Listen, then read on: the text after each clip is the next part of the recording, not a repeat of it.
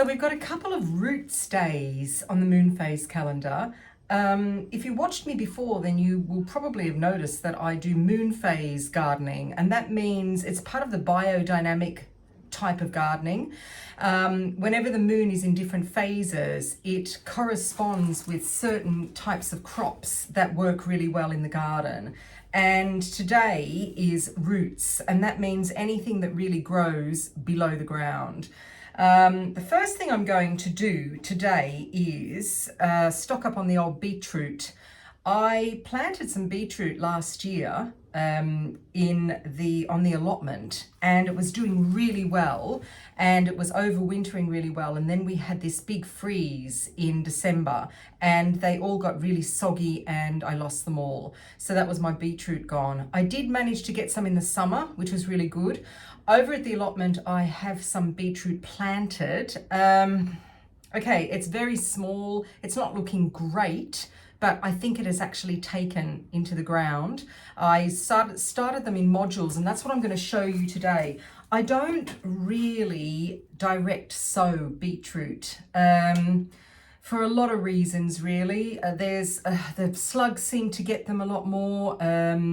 I have little bugs getting them, things dig them up. So what I do is I always sow them in modules, and I have these modules here. And I'm going to do this many. If I can get it out, there's one. That's the size of module that I use. There are 60 in here. These are the Charles Dowding modules, and I really like them because they're really hard. They will never, ever really degrade. So I will be using these forever and ever and ever. As for the beetroot that I'm going to sow, I have a lot of different varieties that I like for very different reasons. So I'm hoping that I can do all of these today, and I just want to go through them quickly with you and show you what I've got. The first one that I like to grow is called Detroit, and this is a Detroit 2.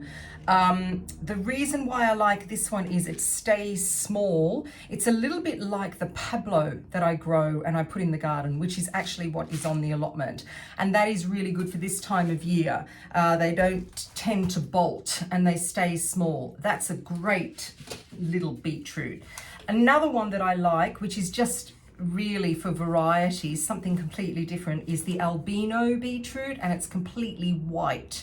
I like this because it's just something different. You know me, I will always grow something different. It doesn't stain your clothes, which is a bonus as well. So yeah, they're going to go in. I'm going to put a few of those in, probably not as many as the red ones. One that I do like very, very much, and I will put a lot of this in, is the golden beetroot, the Burpees Golden. That is going to go in. That is a great beetroot. I actually had quite a few of those last year, and I pickled them. And they're in the cellar in my area where I have all my preserves, and we haven't tried them yet. So that reminds me, we must take a jar upstairs and try them before they go, whatever they do, soft.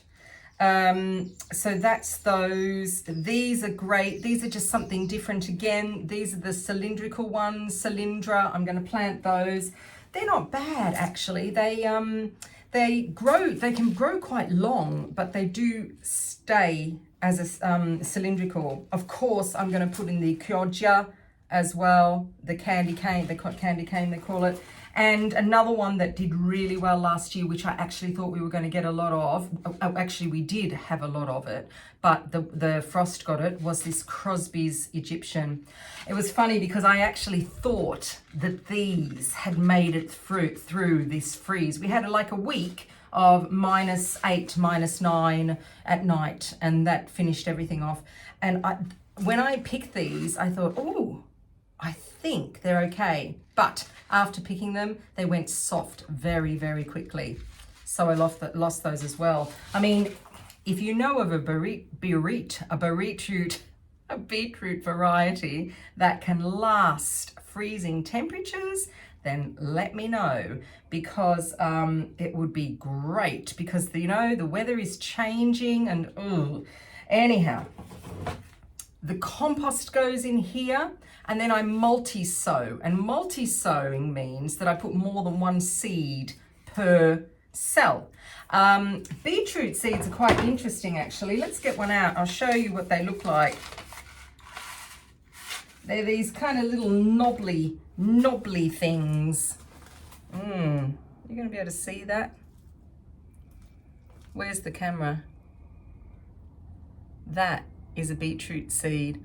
And you might actually get more than one plant out of that seed, this knobbly seed. I put 3 per module, and these are, like I said, the smaller modules. I like using these small modules rather than something bigger like this. When I do, see the difference in size? When I do sowing of small seeds, because I find that if you put small seeds in a small module, then the roots are not kind of flowing around in too much soil and too much moisture, and they do tend to grow really good, nice little stocky plants in these types of modules. So I'm going to sow these, and I'll just show you what I do when I sow them.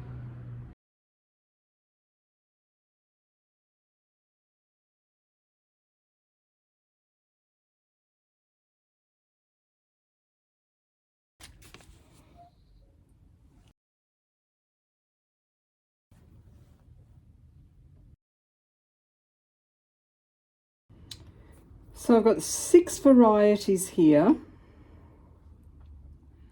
and like I said, this has got 60 cells in here, so I'm going to do 10 of each. There we are. 1, 2, 3, 4, 5, 6, 7, 8, 9, 10. Have I missed that one? Nope. There we are. 10 of each to start off with. Oh, and then we shall see where we get to after that with the beetroot.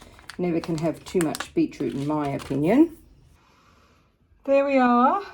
I have 60 cells in there, and you can see I've got 6 different varieties, 3 seeds per cell. So that should be a good lot of, what are they? Beetroots.